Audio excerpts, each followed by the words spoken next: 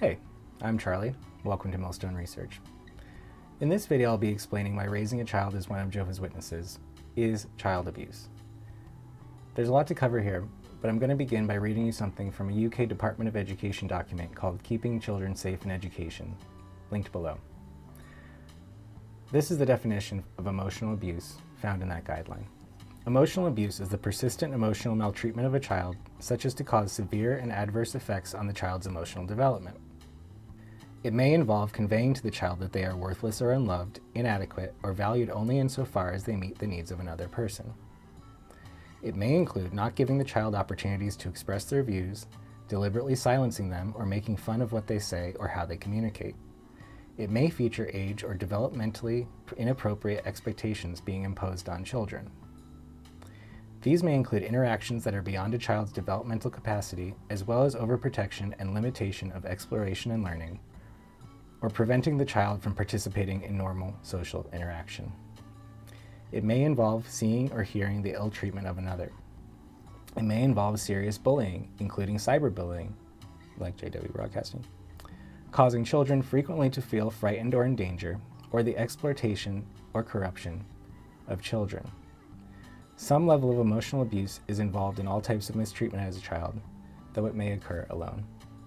I'm not going to bother unpacking all of that, because any current or former witnesses watching who are being honest know full well that that is a perfect description of being raised as one of Jehovah's Witnesses. The question is, why is that the case? Why is emotional abuse that teachers in the UK are required to report to authorities identical to how millions of Jehovah's Witness children are being treated everywhere on earth at this very moment? That's what we'll be discussing in this video. And to do that, we'll first explore what healthy parenting looks like before moving on to what we and our parents likely experienced. As we go through this material, I'm going to be building a kind of template on the board that will help to simplify and organize some important concepts. You'll likely discover that you're already very familiar with the topics in this video. You just might not have had the names for things, or you might not have realized how intimately these subjects impact each of us every day. So most adults spend very little time imagining what life is like for an infant. For some of us, that's because our childhoods are not very pleasant to think about. But we need to spend some time here because early childhood is where we form many of the beliefs and behaviors that we rely on for the rest of our lives. So let's travel back to the day before you were born. You've spent the last several months gradually becoming more aware of your prenatal environment, and you do not have any idea that a postnatal environment even exists. Your embryonic environment is warm, safe, and nurturing. You've never felt cold, hunger, or fear. There's no lack, and although you can hear the sound of your mother's heartbeat, digestive system, and voice, these sensations are not associated with any other yet. At this point, there's no meaningful difference between the experience that you're having, your environment, and you. And then, calamity, disaster. Departing from your mother's body, you find yourself somewhere very cold, very loud, very bright, and very large. In complete contrast to the security of the womb, this is a place of impossible confusion and fright. But not just that, because soon enough there is a return of warmth and food and comfort, and though you don't have any words for these things yet, you get the impression that this unexpected turn of events might turn out okay. You're having a very real experience, but it's a kaleidoscope of physical sensations, feelings, and impressions. There isn't really a you there yet to make sense of the experience. So for now, you consists of your awareness of your environment through physical sensations like temperature, hunger, sounds, damp diapers, your hapless and hopeful reactions to those sensations, and the outcomes of those reactions, like being fed, comforted, or having your diaper changed. Let's say that looks like this. A heart, mind, and body with an awareness, a core self at the center. This is our starting point for every childhood, whether we had good enough parents or not. The pediatrician and psychoanalyst D.W. Winnicott defined good enough parenting simply as the sound instincts of normal parents leading to stable and healthy families. Of course, no parents or families are perfect, nor do they need to be. They do, however, need to provide some essential environmental and experiential elements to ensure the healthy development of the child. A safe, secure base to grow in the form of stable home and healthy relationships, community, and belonging.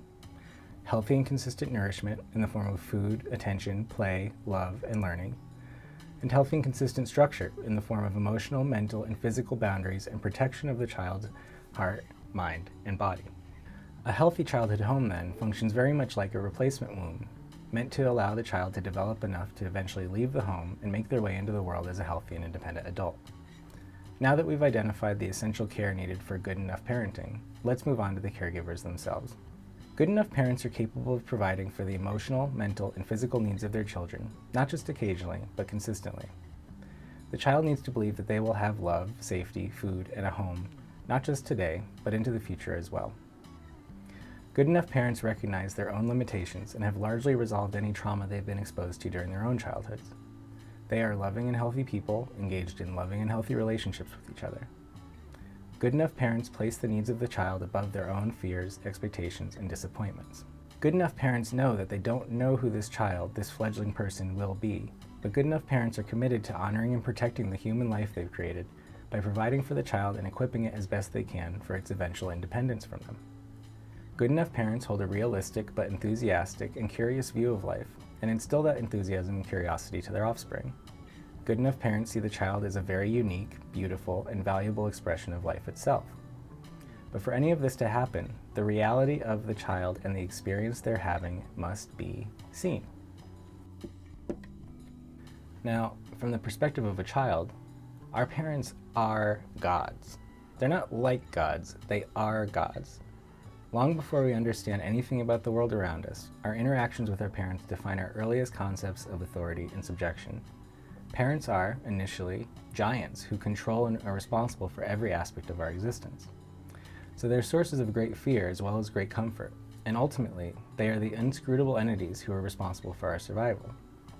Good enough or not, parents are initially the highest authorities and lords of our young lives.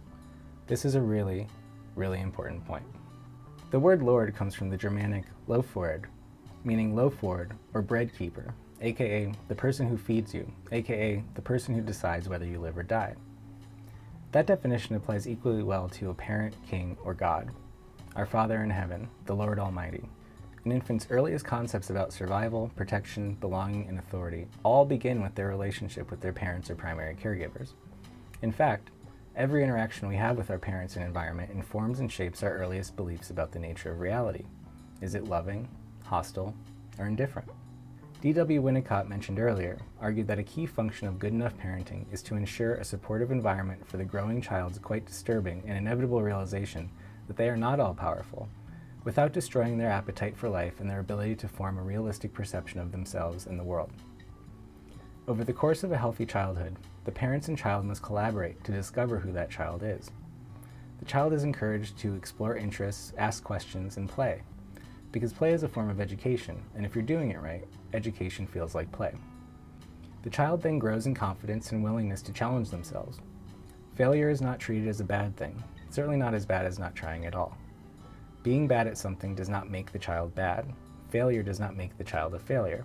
Failure only means that they're trying and learning new things. These experiences shape and define the child's persona, the person they present themselves to be to the world. This is the persona. Persona means mask, literally the mask worn by actors in ancient Greek theaters.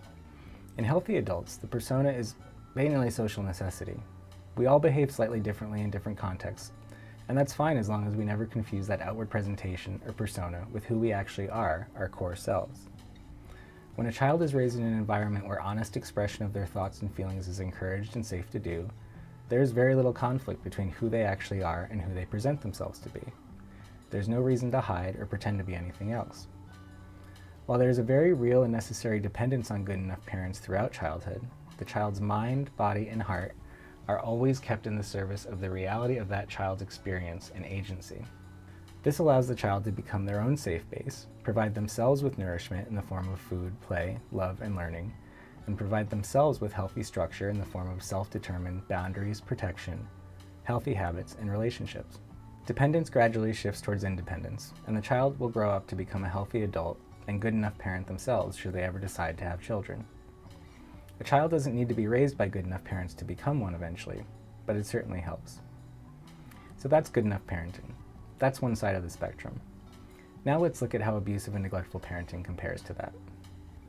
Do abusive and neglectful parents provide a safe, secure base? No.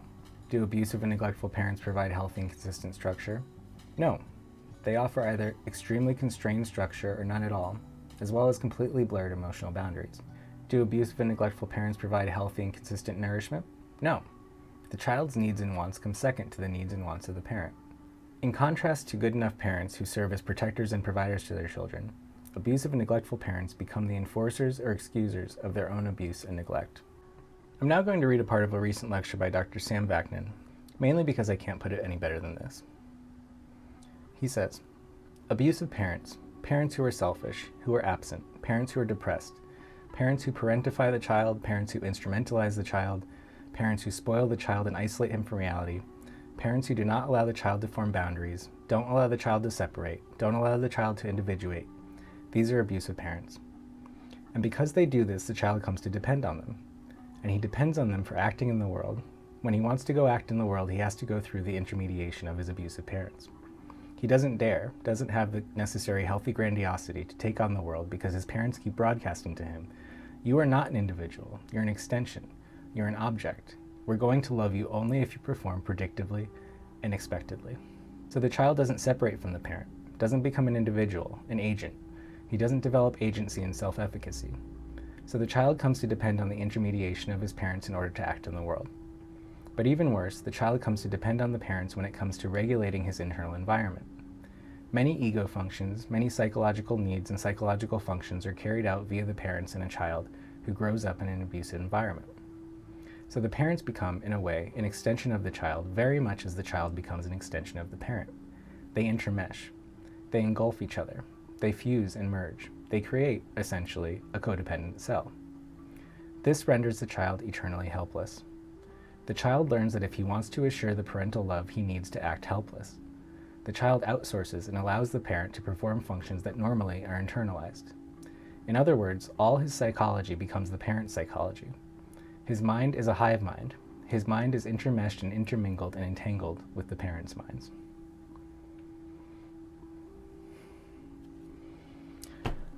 Spot on. Also, end quote. Unlike with good enough parents, abusive and neglectful parents see the child not as a unique and separate person, but as a resource, a utility, an object that exists to stabilize the parent's own emotional dysregulation and to validate the parent's unrealistic perception of themselves. Alice Miller speaks to this in the opening chapter of her book, The Drama of the Gifted Child. The child has a primary need from the very beginning of her life to be regarded and respected as the person she really is at any given time. When we speak here of the person she really is at any given time, we mean emotions, sensations, and their expression from the first day onward. In an atmosphere of respect and tolerance for her feelings, the child, in the phase of separation, will be able to give up symbiosis with the mother and accomplish the steps towards individuation and autonomy. If they are to furnish these prerequisites for the healthy development of their child, the parents themselves ought to have grown up in such an atmosphere. If they did, they will be able to assure the child the protection and well-being she needs to develop trust.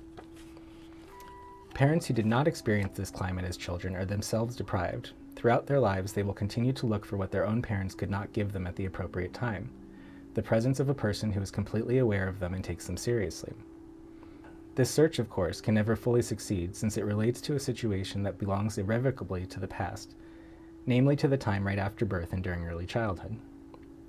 A person with this unsatisfied and unconscious, because repressed need, will nevertheless be compelled to attempt its gratification through substitute means as long as she ignores her repressed life history.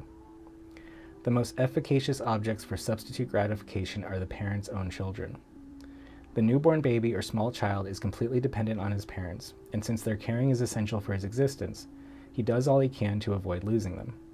From the first day onward, he will muster all his resources to this end, like a small plant that turns toward the sun to survive. In my work with people in the helping professions, I have often been confronted with a childhood history that seems significant to me. There was a mother, or primary caregiver, who at the core was emotionally insecure and who depended for her equilibrium on her child's behaving a particular way. This mother was able to hide her insecurity from her child and from everyone else behind a hard, authoritarian, even totalitarian facade. The child had an amazing ability to perceive and respond intuitively, that is, unconsciously, to the need of the mother, or of both parents, for him to take on the role that had been unconsciously assigned to him. This role secured love for the child, that is, his parents' exploitation. He could sense that he was needed, and this need guaranteed him a measure of existential security. End quote. Remember what I said about parents being gods? Well, from the perspective of a child, the highest authority and sole source of their comfort and survival cannot be bad. That doesn't compute. So these poor children cannot recognize that the abuse and neglect they're enduring is abnormal. Having one's survival be entirely dependent on an emotionally immature, unstable, and at times hostile caregiver is psychologically unbearable to the child.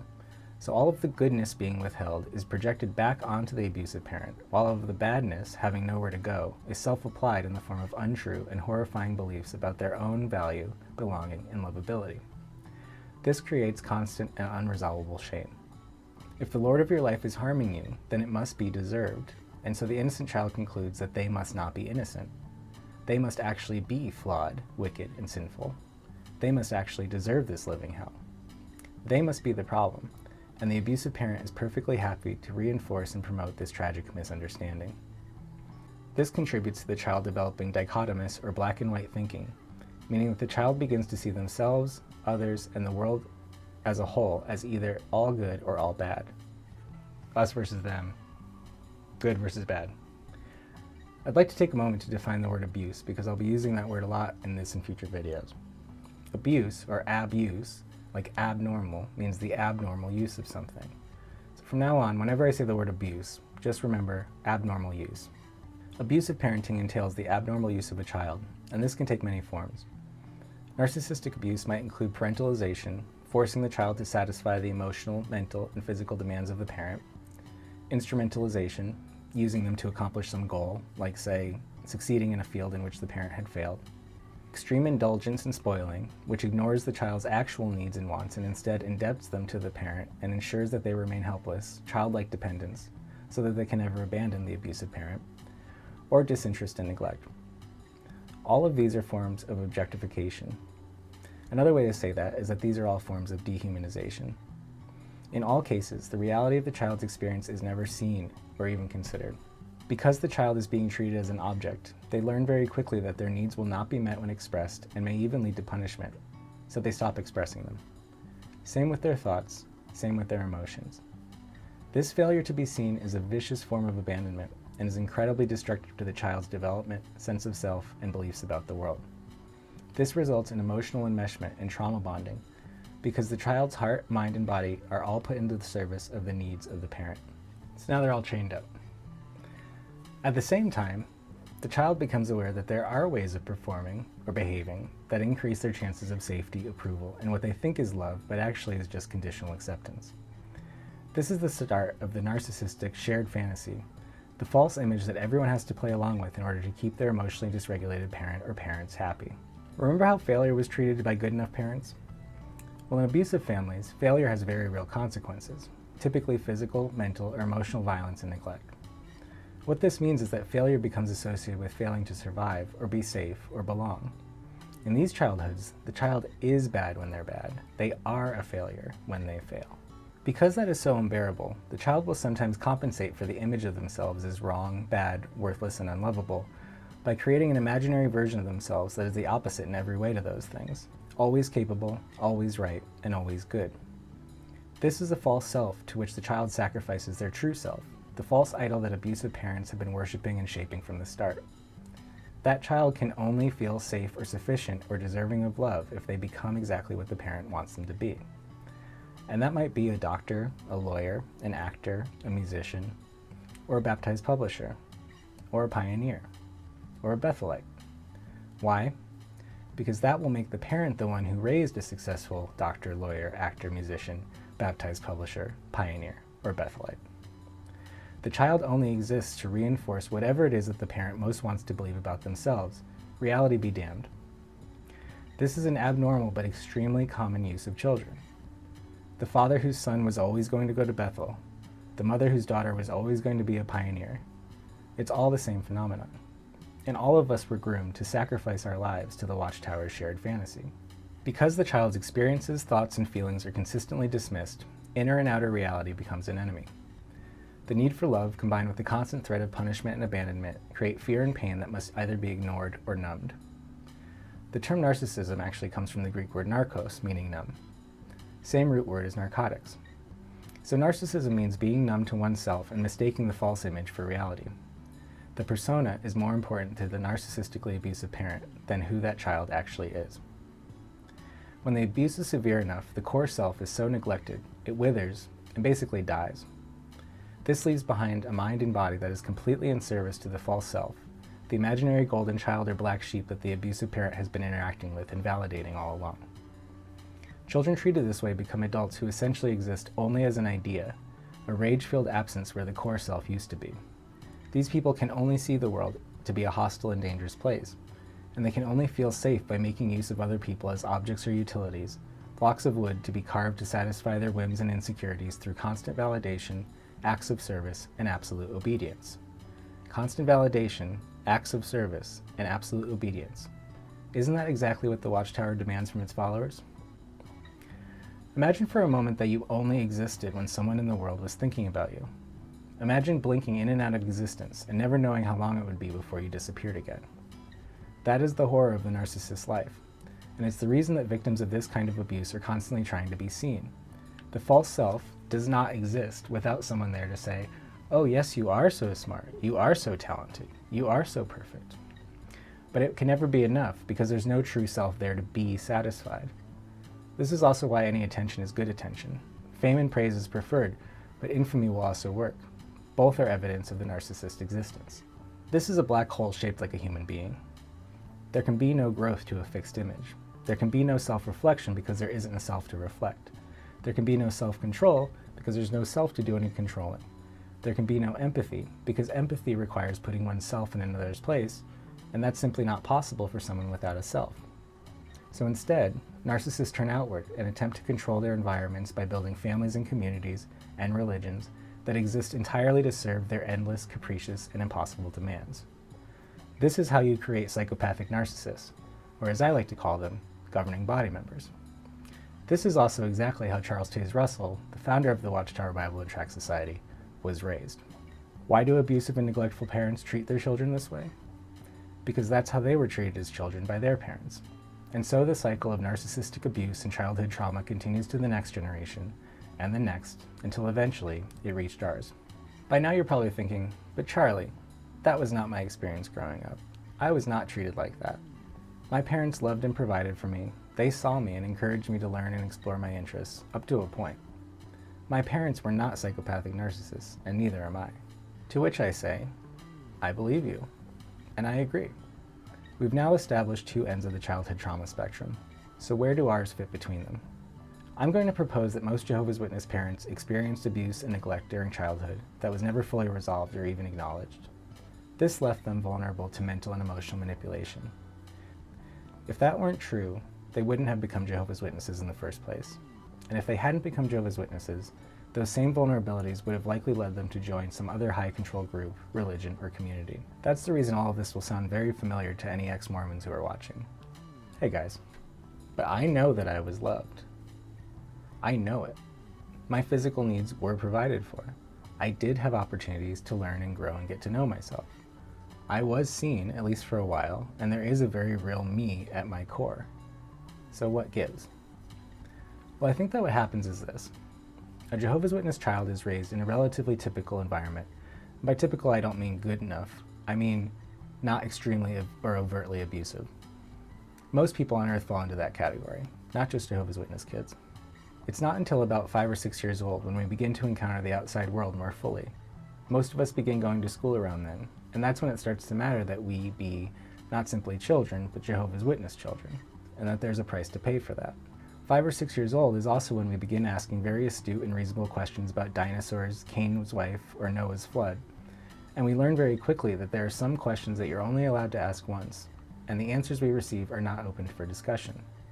This doesn't need to be overt. Children are incredibly perceptive, and when we do something that upsets our parents, we know it, even if they don't say anything. They don't need to. 5 or 6 years old is also when we begin to become aware that our parents are not the highest authority of our lives, that the elders and the Watchtower are. We unconsciously recognize that keeping ourselves out of trouble also keeps our parents out of trouble, and by performing in certain ways, behaving at the meetings, commenting, giving talks, preaching, these and only these things will bring us approval by our immediate family and the extended family of the congregation. At the same time, We learn that the reality of our experience, our actual thoughts, actual feelings, and actual needs and wants must be hidden, because there's a price to pay for honesty as well. We can't be honest, for instance, about how truly frightening it is to have to carry around a blood card to daily remind us that if we ever get into an accident or develop a severe illness, our parents will let us die even when it might be avoided. They will let us die because that's what Jehovah God, supreme ruler of the universe, has declared through an American publishing company based in New York. So what do? We hide our fear, and our thoughts, and our feelings. We build a wall right down the middle of us, between who we actually are and who we're being told we must be to deserve love and belonging. Some parts we even hide from ourselves. And just as with the earlier example, not being seen and having to perform constantly is incredibly painful and traumatic, because by this point, there is a real person, a real self having these experiences. At some level, we sense this treatment is wrong, but since the people who are supposed to protect and provide for us are okay with it, we just go along. I mean, what other option is there? We are dependent, and will remain so at least for the rest of our childhoods, painful though it is. So we pretend and we perform accordingly. We can't fight, we can't flee, so our only remaining options are to freeze and fawn.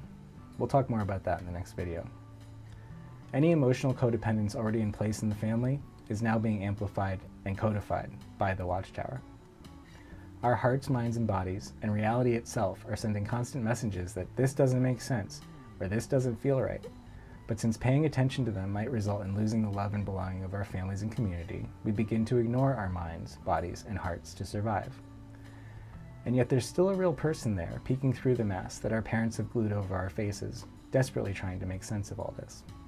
As with the previous example, this creates a situation in which our minds, hearts, and bodies are trying to serve two masters, our own reality and the fantasy being forced upon us without our consent. I think that the conflict between reality and fantasy becomes more obvious and difficult to maintain during adolescence, as a result of having greater autonomy, maturity, and access to information. But our double lives don't begin when we have a worldly girlfriend for a month in 7th grade, or go to a worldly party, or experiment with drugs or alcohol. No. Our double lives begin the moment we discover that we are not lovable or acceptable as we actually are, but only when we are performing a role that's been assigned to us. And when the only way to be good is to hide our actual thoughts, feelings, and needs, then those things all come to be seen as bad and shameful and selfish. I don't know about you, but I never expected to survive Armageddon as a child or teenager. Not because I was doing anything wrong, but because I knew deep down that nothing I did would ever be enough. I suspect that's true for a lot of us. Does being raised as one of Jehovah's Witnesses provide children with a safe, secure base and sense of belonging? No. It offers an uncertain, unsafe, and highly conditional base, as demonstrated by the sadistic shunning of parents, siblings, or friends who leave or are disfellowshipped. Does being raised as one of Jehovah's Witnesses provide children with healthy and consistent nourishment in the form of love, attention, and learning? No.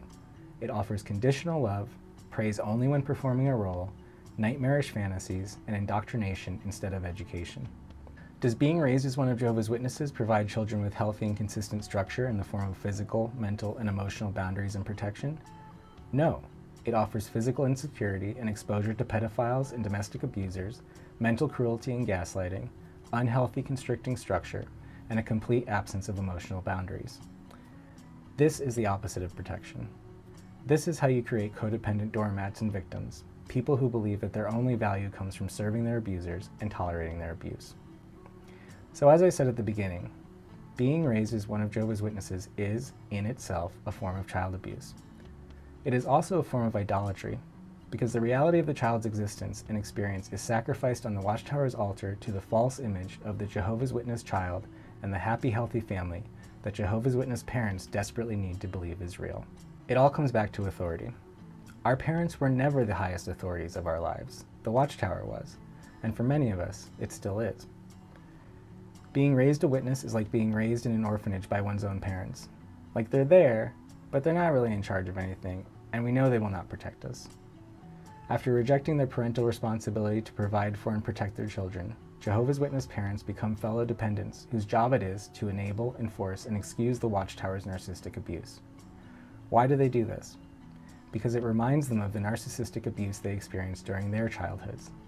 The Watchtower's abusive orphanage reminds them of home. I'm going to end this video by reading a short poem about parenting by the Lebanese poet Kahlil Gibran from his masterpiece, The Prophet. It reads, And a woman who held a babe against her bosom said, "Speak to us of children." And he said, "Your children are not your children. They are the sons and daughters of life's longing for itself. They come through you but not from you, and though they are with you, yet they belong not to you. You may give them your love but not your thoughts, for they have their own thoughts. You may house their bodies but not their souls, for their souls dwell in the house of tomorrow, which you cannot visit, not even in your dreams. You may strive to be like them, but seek not to make them like you, for life goes not backward, nor tarries with yesterday. You are the bows from which your children as living arrows are sent forth. The archer sees the mark upon the path of the infinite, and he bends you with his might, that his arrows may go swift and far. Let your bending in the archer's hand be for gladness, for even as he loves the arrow that flies, so he loves also the bow that is stable." That, to me, is good enough parenting. And it sure would have been nice.